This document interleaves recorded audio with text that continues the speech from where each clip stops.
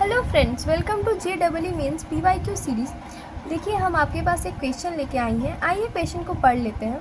A coil of negligible resistance is connected in series with 90 ohm resistor. हमारे पास एक coil है, ये हम देख पा रहे हैं। ये हमारा एक RL सर्किट है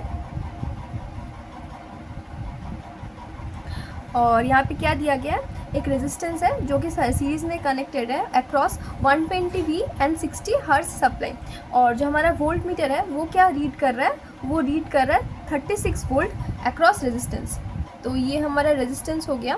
अगर इसके अराउंड हम एक वोल्ट मीटर कनेक्ट करेंगे तो ये कितना दिखा रहा है, ये हमें दिखा रहा है 36V। तो हमारे पास V कितना है 36 और हमारे पास रेजिस्टर कितना दिया गया है 90 ओम। तो हम इससे क्या निकाल सकते हैं, हम इससे VR इक्वल्स टू I.R। तो इससे हम करंट निकाल लेंगे। तो करंट हमारा कितना हो जाएगा VR बाई R। तो ये हमारा 36 वोल्ट बाई 90। तो इसको हम 6 से डिवाइड करेंगे। 6 से अगर डिवाइड करेंगे तो ये 6 ये 1 5, हाँ, तो ये हो जाएगा हमारा 2 और ये हमारा 5। तो ये हमारा आ जाएगा कुछ 0.4 एम्पियर। तो ये हमारा करंट आ गया। अब हम इससे क्या ढूंढ सकते हैं, हम इससे इम्पीडेंस ढूंढ सकते हैं। इम्पीडेंस Z हमें पता है, हमारे पास क्या दिया गया है, हमारे पास टोटल V दिया गया है। हमारे पास टोटल V है और हमारे पास करंट है। इससे हम इम्पीडेंस ढूंढ सकते हैं। तो Z कितना होता है, Z equals to V total by I।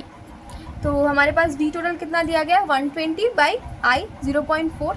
तो ये 0 ऊपर जाएगा तो ये हमारा आ जाएगा 300 ओम।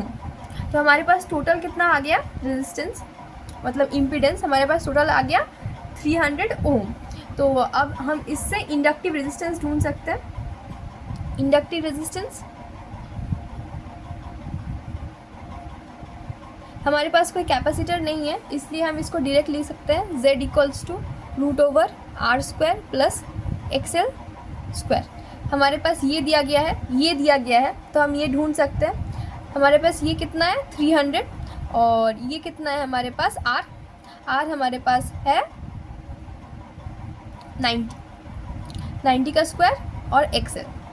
तो इसको अगर हम इधर करेंगे तो ये हमारा आ जाएगा 300 square minus 90 square √ equals to XL। तो ये हमारा आ जाएगा, इसको हम A² माइनस B² फॉर्मूले से कर लेते हैं। तो ये हमारा आ जाएगा 390 इंटू 210 √ और नीचे हमारा आ जाएगा 2 पाई F। फ्रीक्वेंसी हमारे पास कितना दिया गया है, फ्रीक्वेंसी हमारे पास 60 हर्ट्ज पहले दिया गया है, तो इसको हम 60 लिख सकते हैं डायरेक्ट। और इससे हम निकाल लेंगे L, क्योंकि हमें पता है XL का वैल्यू कितना होता है 2 पाई FL। तो इसको हम नीचे लिख लेंगे। तो अगर इसको हम कैलकुलेट करेंगे तो हमारा L निकल जाएगा। इसको हम अगर कैलकुलेट करेंगे तो हमारा कुछ वैल्यू आएगा 0.759। तो इसको हम ऐसे भी लिख सकते हैं 0.76H। तो हमारा इंडक्टेंस ऑफ द कॉइल कितना हो जाएगा 0.76H। ऑप्शन बी हमारा करेक्ट हो जाएगा। Thank you.